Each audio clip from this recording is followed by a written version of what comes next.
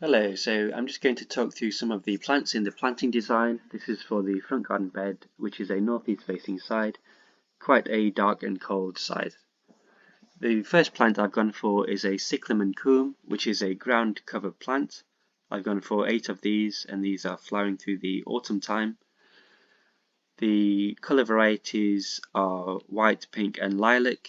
You can choose a mix or just one of the same colour, whichever you prefer. And I would also go for another 8 of the Cyclamen, but this time the hederifolium variety. Hedera means ivy in Latin, so this is the ivy-leaved Cyclamen. And you can see the leaf pattern there, giving you more interest through the winter time. And these are flowering later into the winter. Fuchsia magellanica var molinae is a light-coloured flowering fuchsia. The light colour stands out more in the shady areas, and these grow well in the shade. I think they're a woodland floor growing shrub. There's also another fuchsia to choose from, the Hawkshead. I would only have one fuchsia in the garden bed because of the smaller size. They have a nice form, and it would need occasional trimming to keep it at a small size.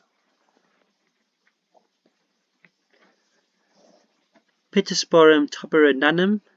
The Nanum is a dwarf variety. This has nice white flowers around the late winter time. Dark glossy green leaves and evergreen, and you would want to maintain it in this small and spherical shape.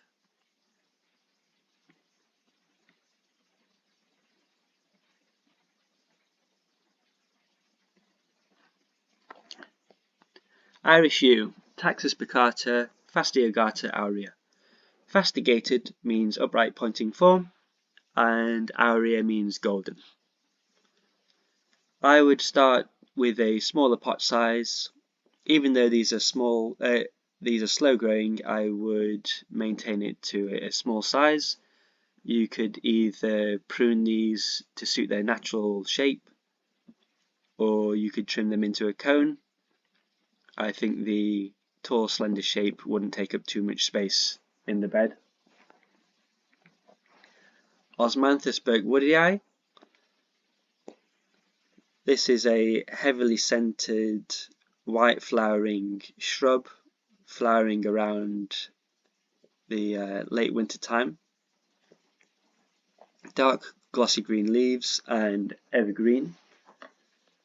And something you could do that's quite interesting is to cloud prune these. I would let them grow to about 1.5 meters or 2 meters. Sarcococca confusa, again white scented flowers, dark glossy evergreen leaves.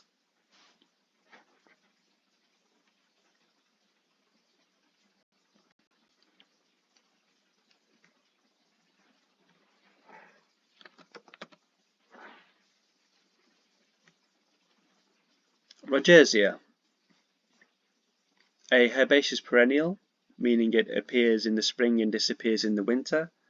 I would look through the colour varieties and choose one that you like. These grow great in the shade. Tall, slender flower form, which would fit the space well. You do have to dig these out every 3 to 4 years and divide them to stop them from spreading too far. Next is the star of the show, the East Australian tree fern, Dicksonia antarctica. The larger the plant, they become more expensive, so I would start with a smaller one.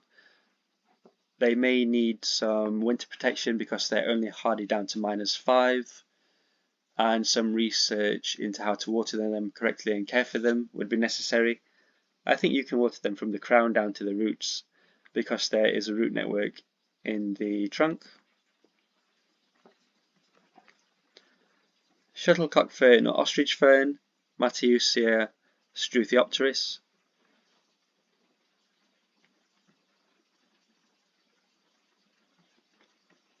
These need acidic soil, so you would need to add some ericaceous compost or some of the iron of sulfate.